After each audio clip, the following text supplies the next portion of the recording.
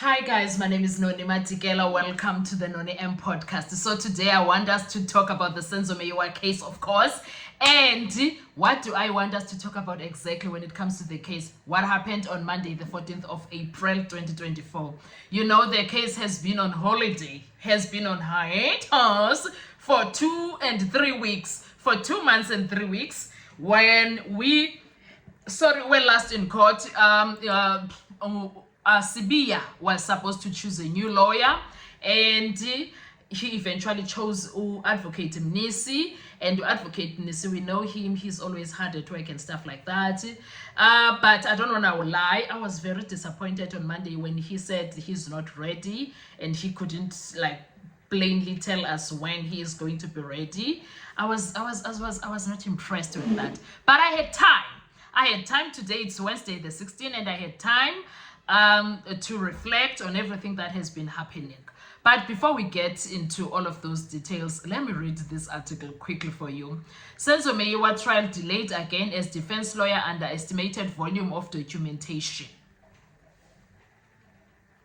Right? And at that time, Judge Ratamu Khwatleng expressed frustration at the delays in the trial, calling it an abuse of the system. We will talk about that part of calling it an abuse of the system in another video. Right now, I want us to focus to Advocate Mnisi. Yabo? I want us to really focus on Advocate Mnisi. We're going to talk about him. So after a 2-month hiatus, the murder trial for former Bafana captain Senzo Meyiwa has been delayed again. The trial was expected to resume in Gauteng High Court in Pretoria on Monday. However, proceedings were once again delayed, prompting frustration from the presiding judge. Advocate Charles Mnisi, who took over the defense of accused number 1, Muzaukulelwa Sibiya, was set to cross-examine Brigadier Bongani Gininda, the lead investigator in the case. Mnisi stepped in after the death of Sibiya's former lawyer, Counsel Thulani Mngomezulu, in December last year. Right? So, but as the court resumed, Mnisi, who also represents accused number 3, Mthobisi Mncube, requested yet another postponement, citing the need for more time to prepare. My lord, and I quote, "My lord, I have done the best that I can. My life actually came to a standstill," he told the judge. He told Judge Ratamu Khwatleng. The defense lawyer explained that he has been perusing the 40,000 pages of evidence submitted in the case. "I was supposed to go run the Two Oceans Marathon last week Saturday, and I had to forfeit my registration because I had no other option but to concentrate on this case."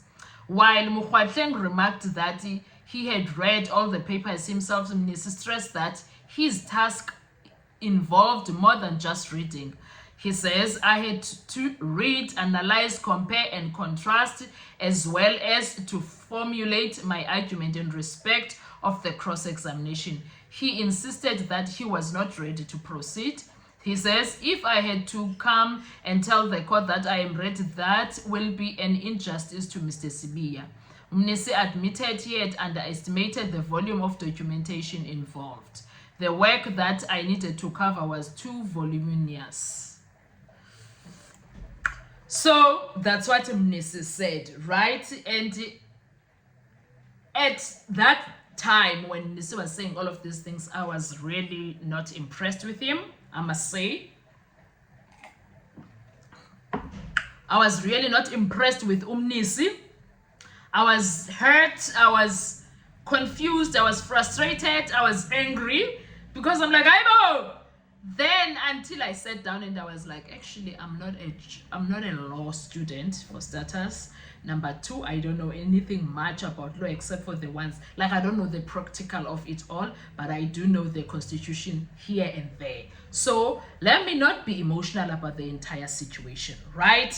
Let me not be entirely emotional about the entire situation. This article was written by Molife Siletsa, a journalist here about the Citizens, the one that I was reading. I'm going to continue reading it, maybe in another article. But I just want us to focus on Mnisi on this one. So, you know what? I took back my brain to how Mnisi works. Mnisi is very thorough. He does his best. He's very thorough in what he does. And then I also remembered this is not Mngomezulu. And then I also remembered people's strategies are not the same. And then I also remembered that actually Mngomezulu had his own way of working. And Mngomezulu was doing things differently than any other people. And he knew what he wanted to, his defense for his client would be. His defense was Longwe Twala, shot and unalived Senzo Meyiwa. And there is a Dr. Mbatsane, there is this and that and that and that. So this one, we don't know his strategy. And we also don't know what is the conversation when they are, when they are meeting him and Sibiya. We also did not even get a chance to understand, did they meet or did they not meet? We don't know that. While Mnisi is talking about analyzing, reading and whatnot, we don't know if he spoke to Sibiya yet. We don't know if he did speak to Sibiya. He managed to speak to his witnesses, to Sibiya's witnesses. We don't know those dynamics because he was never given a chance to fully explain what is the delay, why he is delaying, why is he not ready. We were not. And then there was someone who made a comment somewhere and said that, you know what, people that are writing thesis when they're doing their masters or PhDs, the people that will write and submit, then the person that is supposed to bring a report, they will be given 6 weeks to check that, and it's only 300 pages at least. 300 pages. They will be given 6 weeks, right? So 6 weeks, it's a month and 2 weeks, right? And then this lady says that, you know what, sometimes those people don't make it. They take 3 months just for 300 pages. So if Mnisi is gonna need more than 3 months, he's gonna need maybe 4 or 5 months, then that means he can take that, because that's a lot of work that he is reading through.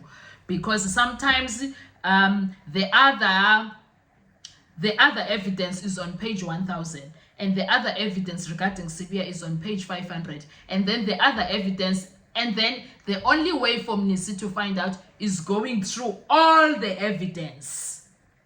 All the evidence, then he will understand.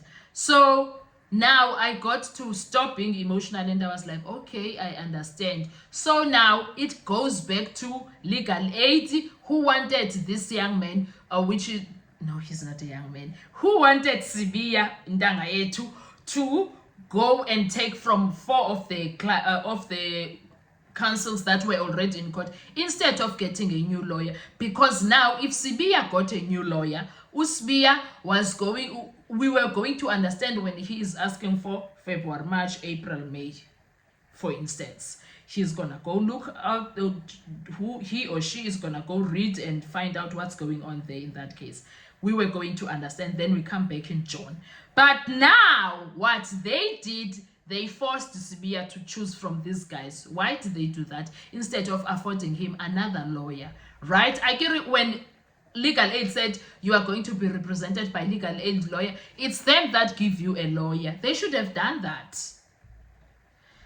See now the issues that we have, and then we don't know research kaMnisi ihamba kanjani, and ekamngomezulu ayisufana nekamnisi, obviously.